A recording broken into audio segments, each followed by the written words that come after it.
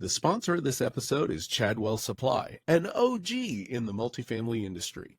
Chadwell is the largest privately owned maintenance and repair supplier, and they deliver orders the next day from local warehouses across the United States. To find out how Chadwell Supply will make your day better, visit www.chadwellsupply.com/difference. And welcome to a special Olympics-themed episode of 8 Stories, a Multifamily Media Network podcast. I'm Sharon Cawthon, and I'm here with my co-host, Jennifer Carter. And today we're joined by a very special guest with frontline Olympics experience. Please welcome Jen Casey.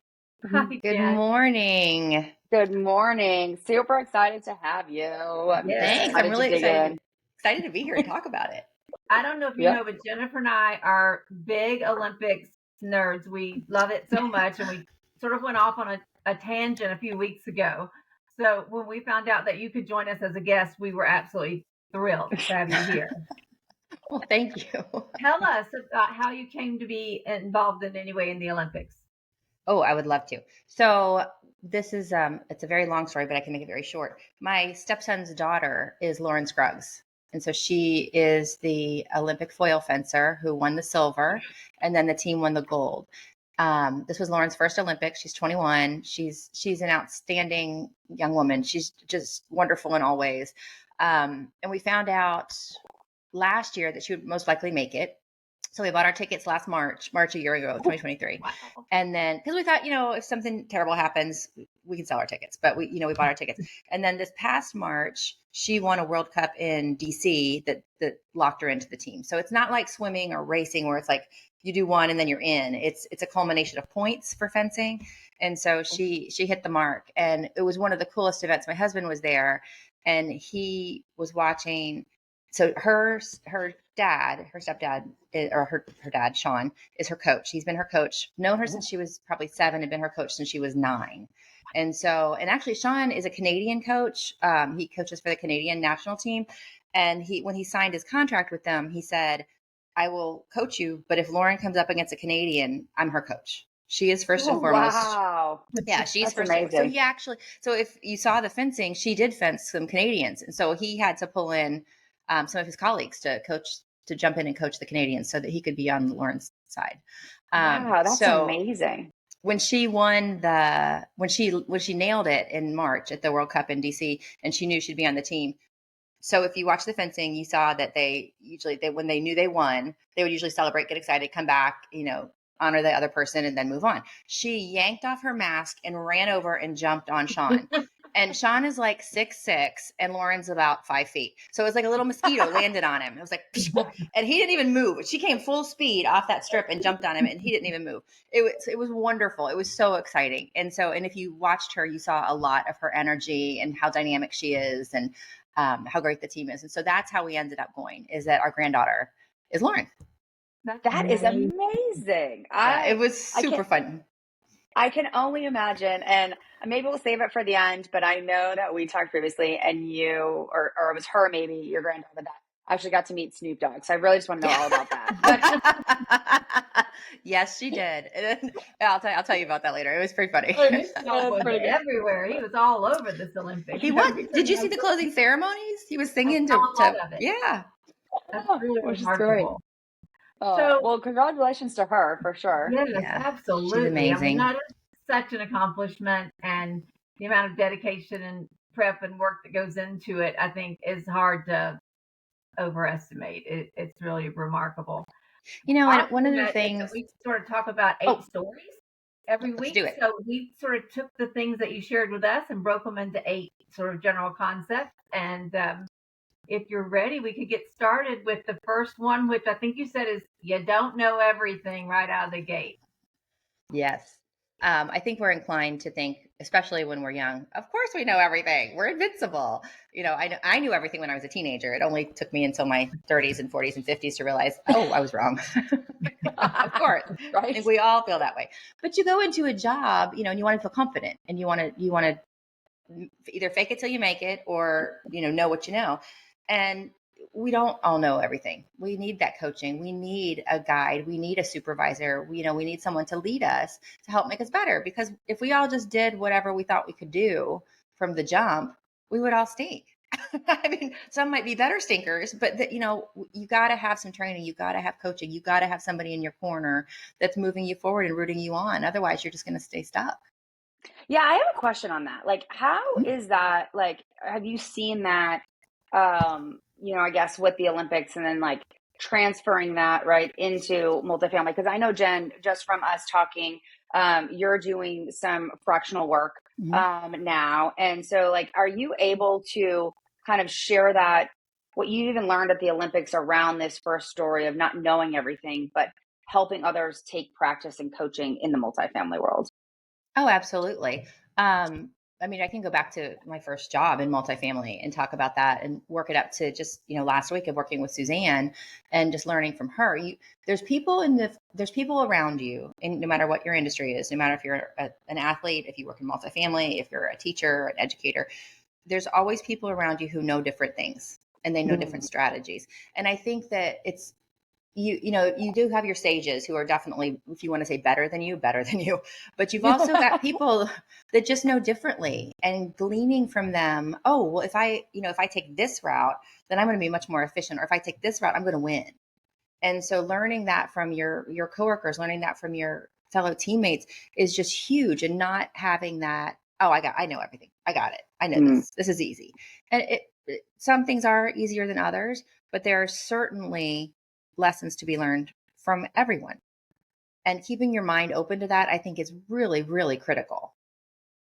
It takes a certain amount of humility to be able to recognize that you don't know it all. And it really is, for a long time, I think, in my life, I felt reluctant to ask questions because that might reveal my lack of knowledge. And eventually, you get more comfortable with the idea that it's okay not to know everything, even if everybody else in the room seems to know. It's okay to say, can you help me understand that a little better? And that's one of the biggest lessons I think that will help you really propel you into gaining extra information, getting that good feedback, and just being willing to have some humility and ask questions. Sure. And if, with Lauren being a fencer, the way that a fencing match is set up is there's 3 minutes and then there's a 1-minute break, 3 minutes, 1-minute break, 3 minutes, and then it's over. But at those 1-minute breaks, what you see them do is they immediately go sit with their coach. They immediately go over, and you can watch them, and the coach is saying, you're getting too close, or you're doing this, or you need to do, giving 1 minute. It's 1 minute of forced coaching. And imagine if we did that in our lives, if we took a beat. Which is interesting, Jen, because you lead right into story number 2, right? Which our story number 2 is just that, which is coach, don't boss, right?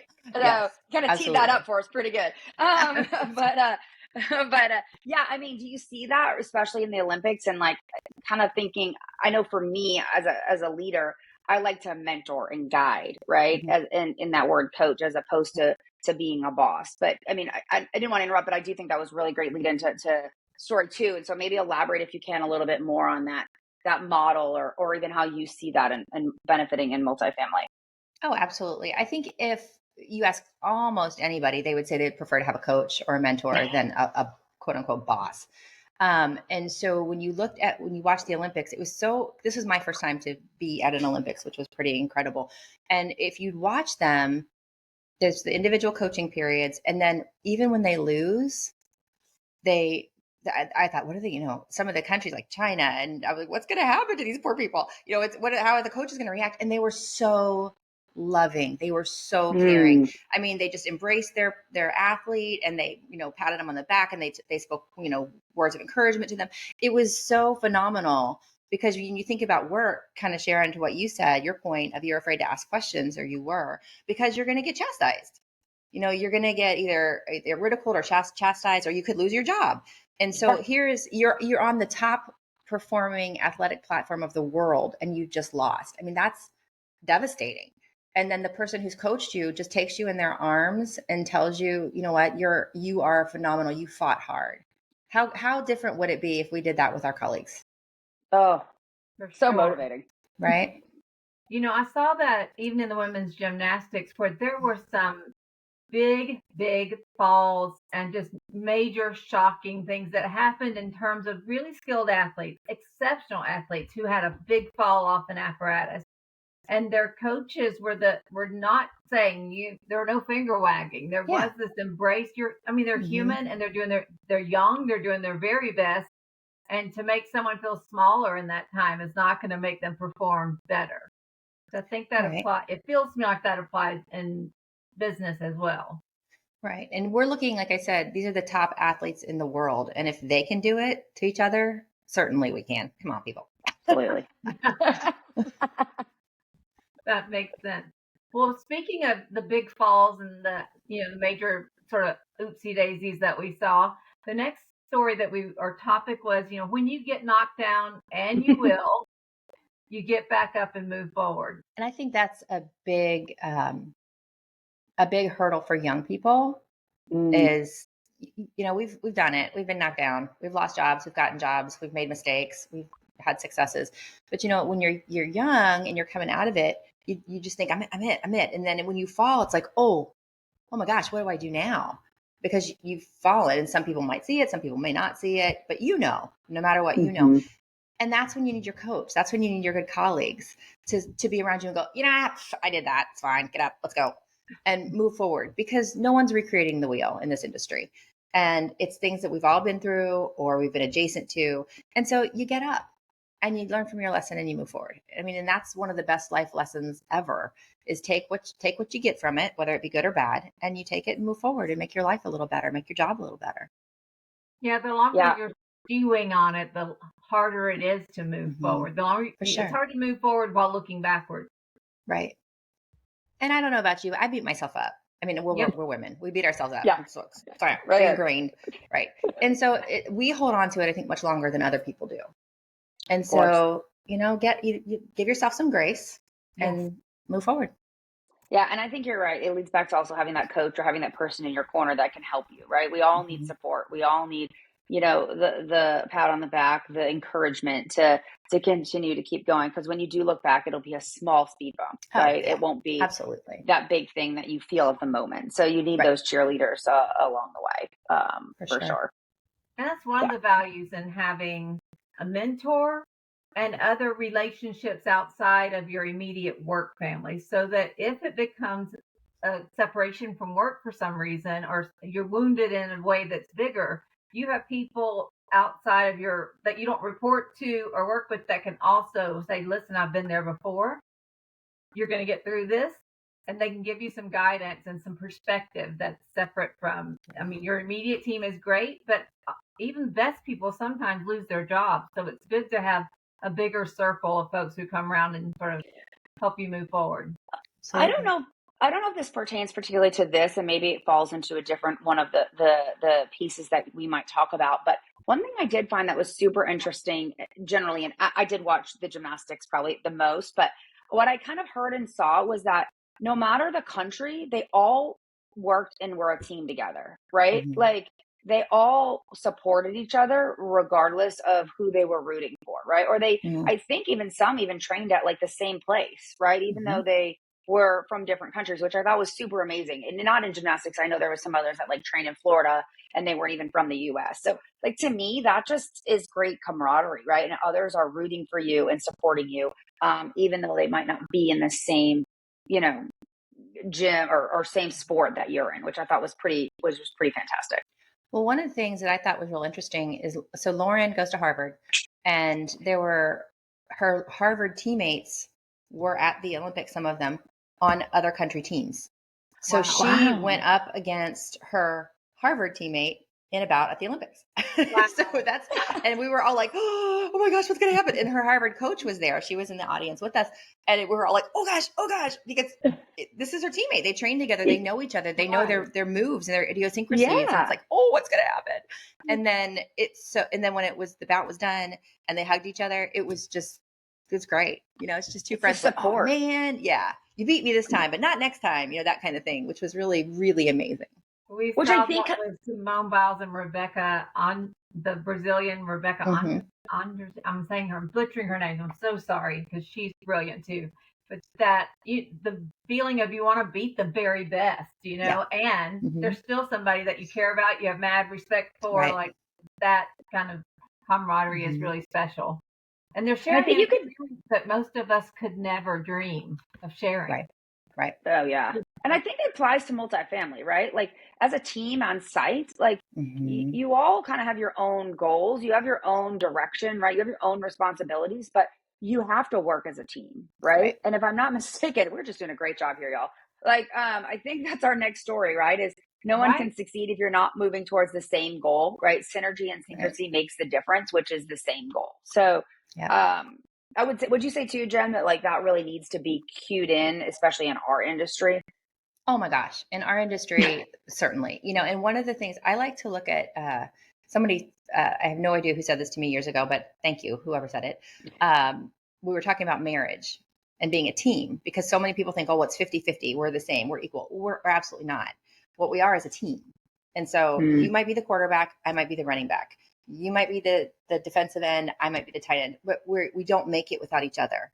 So your team is not substantial. Your team is not full unless you're working towards that same goal. And so I really liked when she said that. She said, you know what, she used the football analogy. You're on the same team. You have different positions, but you can't succeed without the other. And so some people really want to be in the limelight. Some people really want to be behind the scenes. And depending, if you're marketing, you're leasing, you're much more in the limelight because you're out with the people and you're walking around. But I'm sure we all know managers who've just sat and put the office in the very back and sat back there. Like, you're the coach. You need to be up front. You need to be with your team. This is, and we're all going towards the same goal. And if you get the lease and then I do the tour and I, walk you through and I clean your apartment and whoever, we're not going to succeed if we don't all do our part. And I think that's huge in multifamily and the way that we work together, because if we don't think about a bad turn, you get somebody, you move somebody to a dirty apartment. Oh no. Right. And just thinking about everybody's role is so pivotal to the end goal. And I think I think our industry, as well as a team sport, are two of the best analogies we can use, because you look at the steps along the way. And if we don't work together, if we don't have that common goal, if we don't communicate, it's going to fail. And then it just degrades into whose fault is it, instead of a little better communication, a little better alignment towards the goal. Yeah. And we all play our part to get there. I love having on-site teams. I love having team huddles, even, corporate sites. I love team huddles in the morning, 10 minutes, who's got what. And then that way, the communication, Sharon, to your point, who's got what piece going on that day. If there's a lease audit going on, if there are some contractors coming out and working with the maintenance team, the service team, if you've got, a corporate person coming, who's got what on their plate. So if they don't respond immediately, you'll know why. And then there's not that animosity of, well, I couldn't do my job because you didn't do your job. And finger pointing, no finger pointing. Exactly. No finger pointing. That also gives people a chance to celebrate when that person achieves that big thing that they were working on. And I think that was one of the coolest pieces at the Olympics, is watching the team. Well, I know that we've got another story about teamwork, so I'll just hold on to that for a minute. Well, one of the things that really is our next topic really struck me, and that is this idea that you are not the first.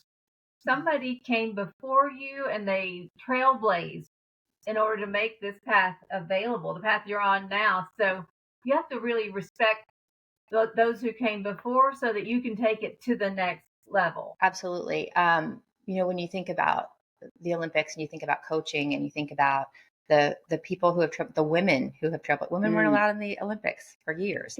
You think about that. And then you look at, Lauren, she was the first Black woman to win a fencing medal. Here she, in our lifetime, that's crazy. And it's just, but these people that came before her, the people that came before the gymnasts, the people that came before the swimmers, they trailblazed for us and to get where we are and to make our opportunities possible. And when you look at our industry, you might move into a job and somebody goes, oh, the last person, blah, blah, blah. But you know what? The last person, we all hear that. The last person kept it afloat. Whether they kept it at 90% or they kept it at 40%, they kept it above water. And you know what? You're building on their back. You're building on their hard work. And would it have been what you did? Maybe not. but it got the property to where it is, got the company to where it is. And so now you take it to the next level. Well, even to that, I feel like, Go oh, ahead. sorry, go ahead, Sharon. we both wanted to get Go there. ahead, Go ahead. Jennifer.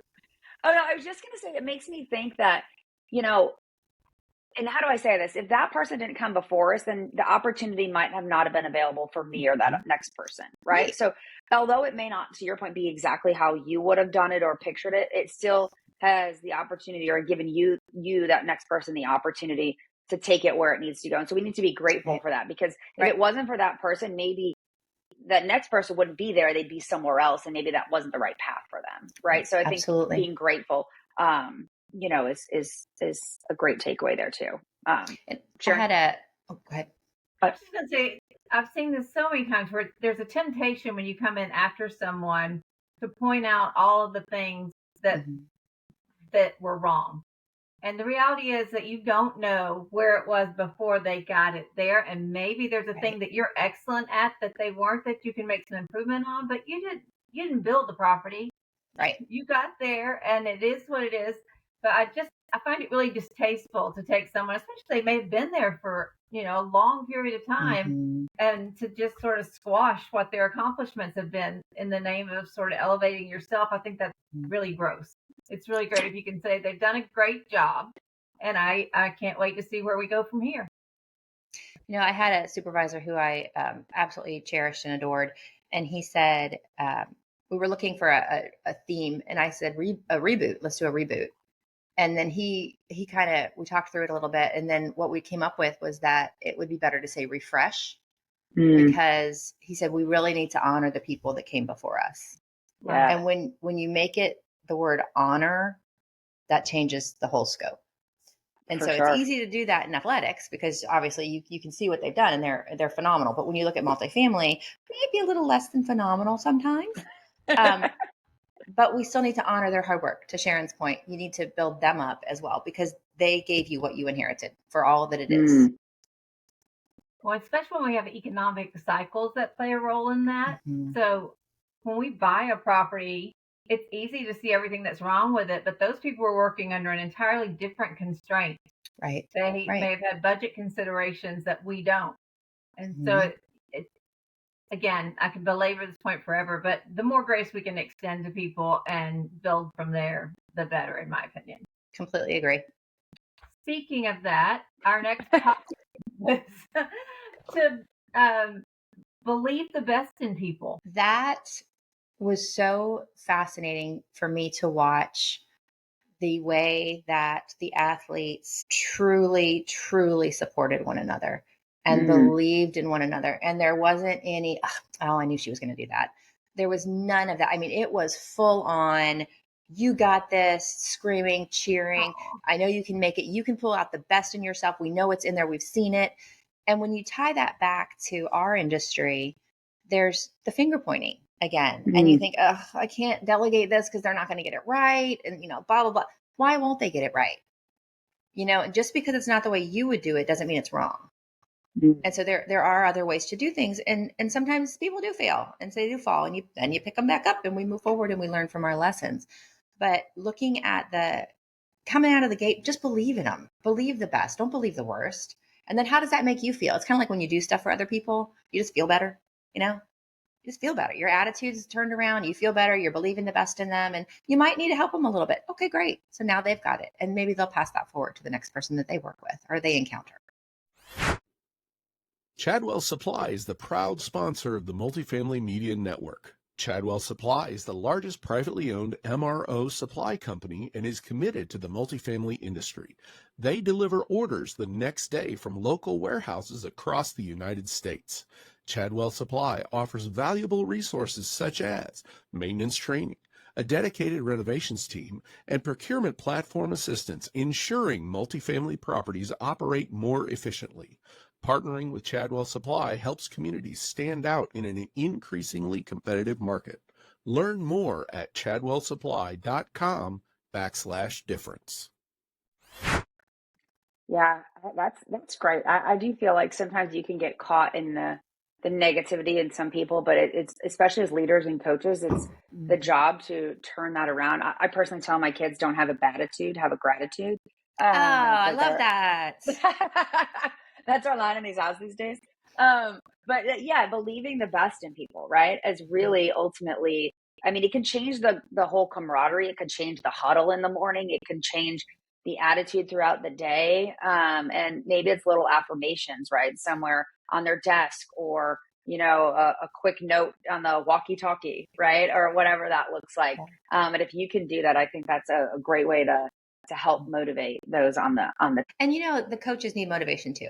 Yeah. Oh yeah. You think about that, because we've all been coaching roles and it's exhausting. And to have somebody say, thank you, or to win the gold medal for you, under your tutelage, to win the gold under your tutelage is pretty fantastic. Really. Exactly. The idea then that people that you have coached in the past are moving, progressing in their careers, and that you played some role in that. There's you don't get to wear a gold medal for that, but you really get this sense of accomplishment that you've helped someone to grow. Okay, that's my favorite part of my job, and I think we should create gold medals. I'm down. I love that. You've got something. I love seeing the people that I've coached and worked with be in vice president roles and higher level in their area. It makes me so happy. I love Totally. it. Yeah. One of my, I love seeing other people win, right? It brings me joy to be like, Me too. hey, you were able to accomplish this. You've got this, right? And that is just something amazing to be able to see. So Absolutely. I do love that. Well, speaking of winning, our next topic is about, this is a tricky one, I think, sometimes, or it can be. It's the idea that a win for your teammate is a win for your team. So that is a one that I think can be hard to grasp. But so, Jen, what would you have to say about that? So I'm gonna I'll take the Olympic moment and then move it into our industry. So in the foil fencing team event, the way the team event works is it's two countries against each other, and like Jen would fence me from two different countries for 3 minutes, and then we'd leave. And then Sharon would come in and she would fence somebody else for 3 minutes, and then she would leave.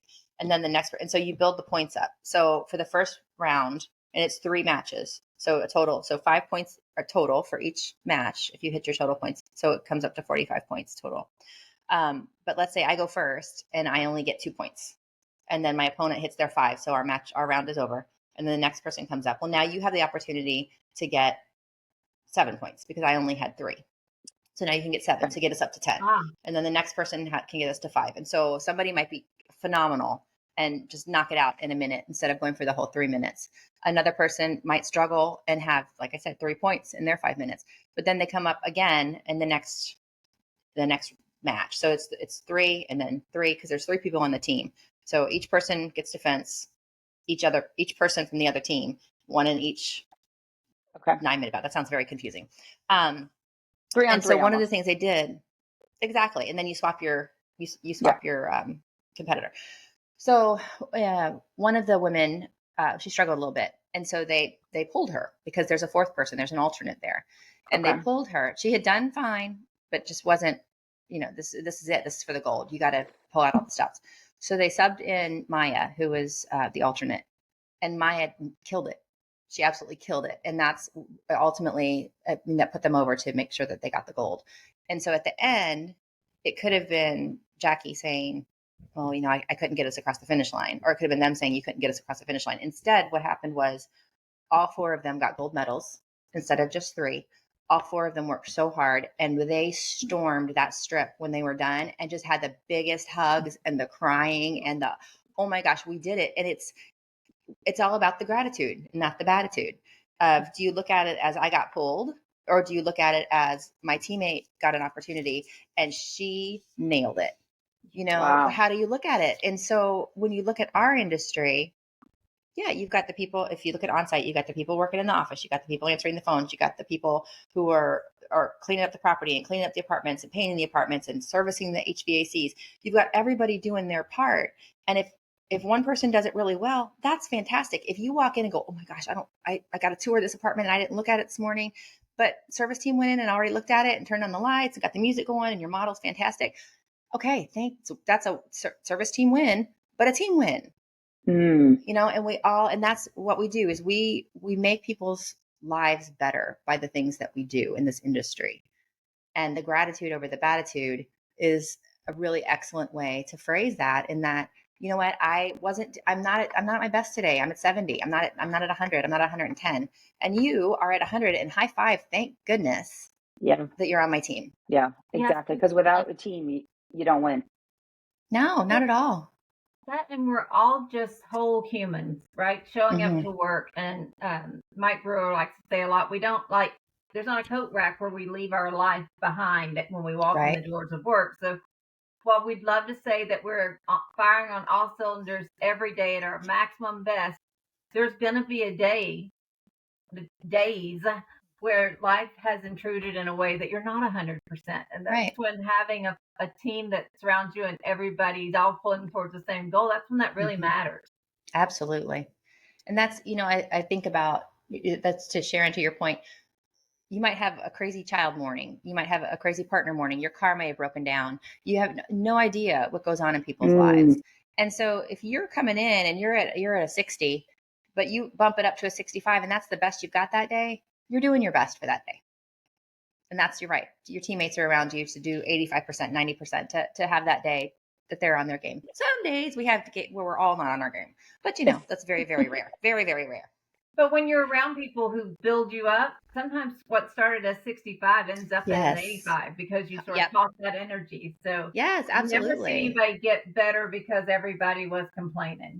People get better whenever they're surrounded by good, positive energy. That's an excellent way to phrase it. So it also makes me think, Sharon, real quick, I have to add, because I think this makes me think of, you said the morning huddle, and then you guys are both kind of talking about like 60 or numbers. It'd be kind of a cool practice to come in as a huddle. And if you're able to be transparent enough and open to say, look, what's your number today?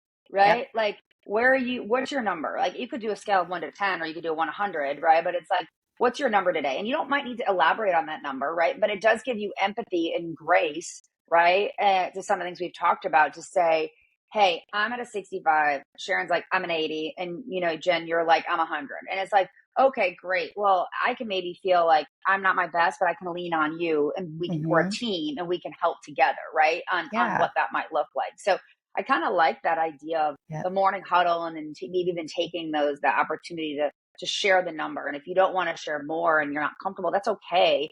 But it does give the other teammates an understanding of how that day might look, or where, if you are 100, you can pour into that other person, right? Right. And offering, hey, my day's kind of light. How can I help you? Yeah. Because how good would that feel? Right. If we're at a 60 and we're like, oh man, I got 8-9 hours ahead of me, and someone goes, hey, my day's kind of light. Can I help you enter that information? Can I take this for you? Yeah. And the day will come when there's an opportunity to return that, because that whole human's going to have a day too. Right.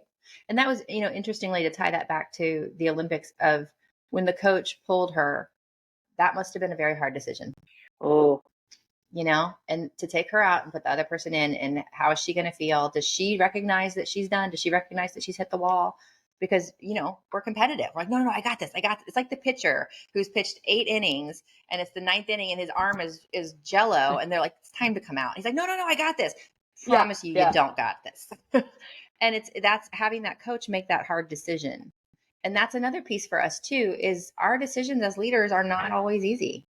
No. Infrequently are they easy, but we have to make what's the best decision for the team. Yes, or else, of course, everybody that's there is there because they're truly excellent at what they do. But that doesn't mean on that day that you keep them in the seat they're in. Right. Sometimes you've got to shuffle that a little bit, and it doesn't detract from their skill, the work ethic they put into this. It's just on that given moment in time, they needed someone different in the seat. Yep. And that's hard to swallow, because that's, hundreds of hours of your life that have been dedicated to this singular purpose. That goes back to what we were talking about earlier about, the win for your teammate is the win for your team, which was our entire topic in this session. So we've got one more, though, we're going to close out with, what you do is bigger than you think. Oh, yes. And the way, it was, okay, I'm going to look at this.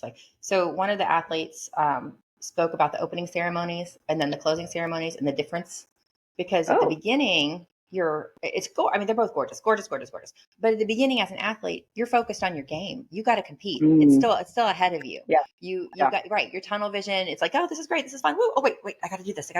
Yeah. Got to And stay at the closing focused. ceremonies, it's done. It's relaxation. It's party. It's Snoop Dogg. It's just fun. It's a lot. You've accomplished you've met your goal. You've done your thing, and now you can relax. And so, and looking at that as, from our industry of what we do is bigger than, well, let's go back to the Olympics. You're winning a medal, and then you hear them say, well, I won a medal for the USA. You won a medal for the country, not just yourself, not just your team, not just your little fencing club or your, in New York, or your little gymnastics club in Florida. You won for the whole dadgum country. Right. That's huge. And it's huge. And so when you bring that back to our industry, I do training predominantly now. And one of the elements that I really like to bring up is I'll ask somebody what their job is. And they'll say, oh, I pick up the property, I empty the trash, I clean up the hallways, I make sure things are clean. And then I say, okay, well, that's your function. Okay. But what's your purpose? And they're like, well, what do you mean? Well, your purpose is what this team does here is we give people a place to live their life. What do you do when you get home at the end of the day? Oh, I kick off my shoes, I lock my door, I unbuckle my belt, I have a glass of wine, all the things. And I said, and you do that because you feel comfortable, because it's your space, it's your home, it's where your life happens, it's where you celebrate, it's where you grieve, it's where you make a wonderful dinner, it's where you learn that your daughter is going to have a baby, it's where all of life happens, where you learn that your grandfather passed away. And we give you that space to safely have your life, to live your life, to experience your emotions and what's going to be your legacy, your world. That's what you do. You don't just pick up trash. You give people a space to live their life, to be comfortable and feel good, and to cry and to celebrate. That's why it's so much bigger than what we think it is. It's not a head on a bed for a leasing agent. Yeah. You're giving them their home. My goodness. Right. We love our homes. Life happens. Yeah. So, and it's just bigger than you think. Yeah, I think that's huge. And maybe you're not on site, maybe you're in the corporate office, but whatever role you're playing is still ultimately about that place to call home. Right. So I worked for a company that did one of their major investors was a retirement fund. And so I said, guys, when you lease this unit for however much, for $12,000 for the whole year, and we take in our expenses and whatever, the money that is made by these investors goes to help, Grandpa Joe in Oklahoma. It goes to help support these people. It's part of their retirement. And so it's so much bigger than just your $25 commission. And they don't know that. And putting those pieces together and helping them see where they're part of this much, much larger role than they think is huge. And I mean, think about that. If you're going to work thinking, today I might win a gold for my country. That's kind of big. That's a little bit big. Or today I'm going to help this man have a little extra money in his retirement account so that he can live a happier, healthier, longer life.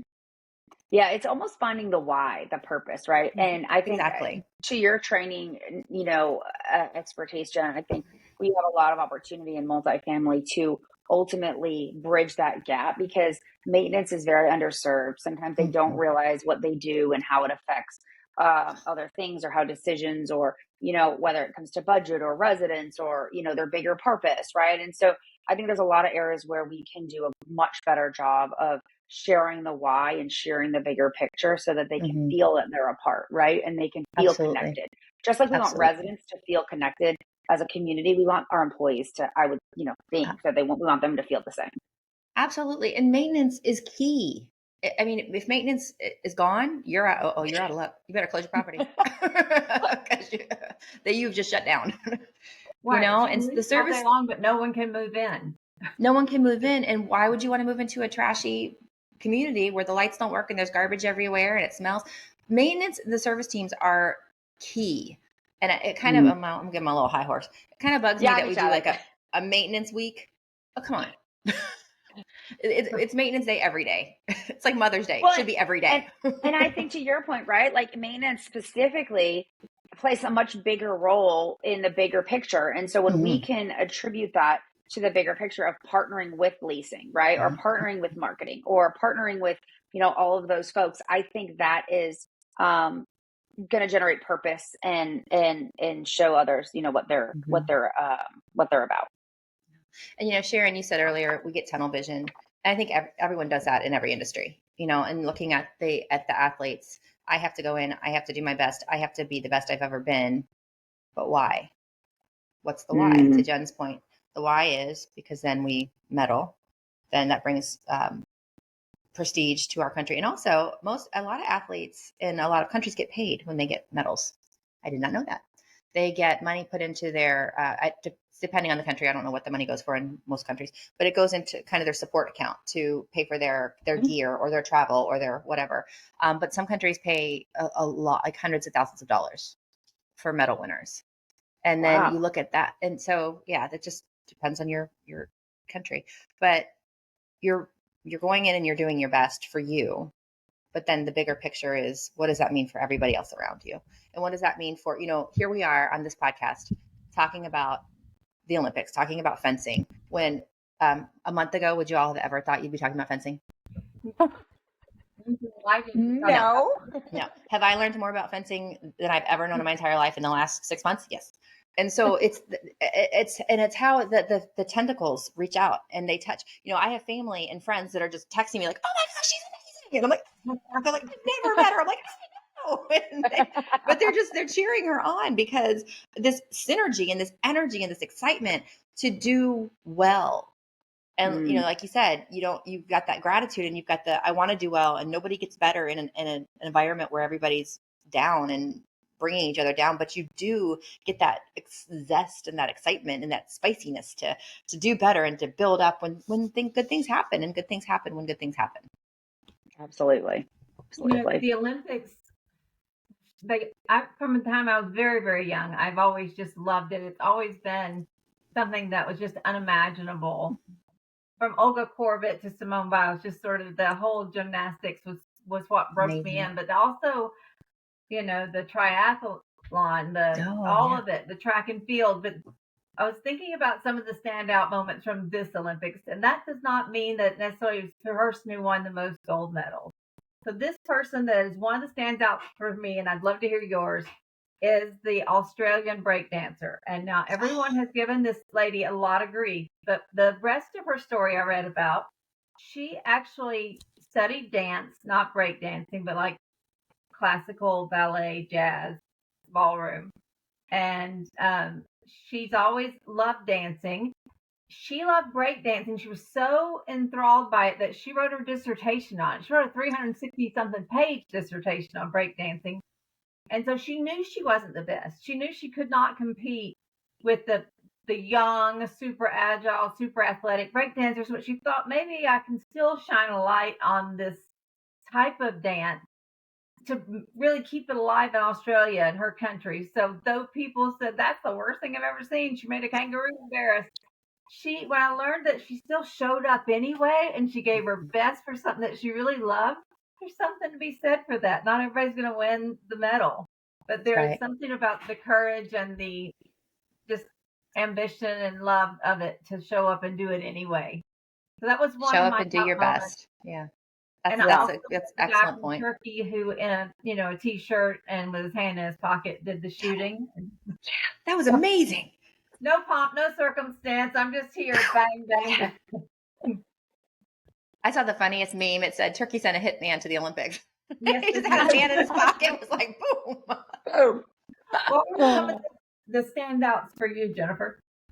Well, obviously Lauren. I mean, yes, that was pretty amazing. I was fascinated. So the runners, the sprinters, I love the female sprinters. I love the male sprinters. The runners are just phenomenal. My best friend in the whole world, been best friends since we were 12. She ran track in college. And just knowing the ridiculous rigor that they go through, and seeing their bodies are just machines, and so impressive, the things that these people can do. So that I think the women's marathon, I'm like, how are you not sweating? You're hardly sweating. Like, I walk outside and I'm sweating. Like, what are you doing? I'm just so very impressed by them. And also the other thing that kind of struck me that I was surprised about were the shot putters. That was really fascinating to watch them. Which one? The shot putters. Oh, yes. That was really cool. So that was for me. How about you, Jennifer? For me, I'm a big gymnastics person. I like the rhythmic gymnastics. Yeah. I am very intrigued more and more from the swimming and the running. And I think because my kids are kind of getting into a little bit more on the sports side. And so just seeing the to your point, the rigorous training that they have to go through. I mean, it is very wild and crazy to me that, all of that they have to put in the mental, right, space of getting there is just incredible. That to me is probably more incredible than the physical work, because to me that's a lot of mind, focus and blocking out and all of the, negativity that comes with the Olympics, right? Even whether you do well, whether you don't do well, right? There is that piece of having to moderate that comes in your brain. And I have to give it to every athlete that, ultimately walks in front of the TV or the, in the entertainment world, because that is, you just don't know what people are going to say about you. And I think that is very challenging. So yeah, it's been fun. It's been fun to watch. It's been great. I'm sad it's over. It really has.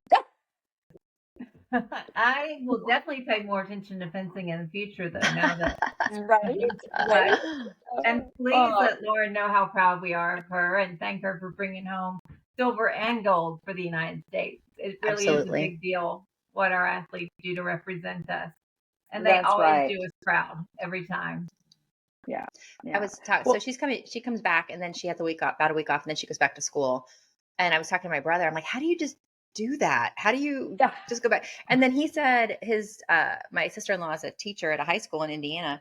And he said, we had 2 seniors that were Olympic swimmers. He goes, they flew back on the red eye and they're at school. I'm like, oh my goodness. High school? That's even more challenging than just going to college. It was like, how do you do that? Isn't that crazy? You wake up the next day and you're like, okay, I'm back to I'm back in Indiana. Back to go to high school. Back to math class. That's great.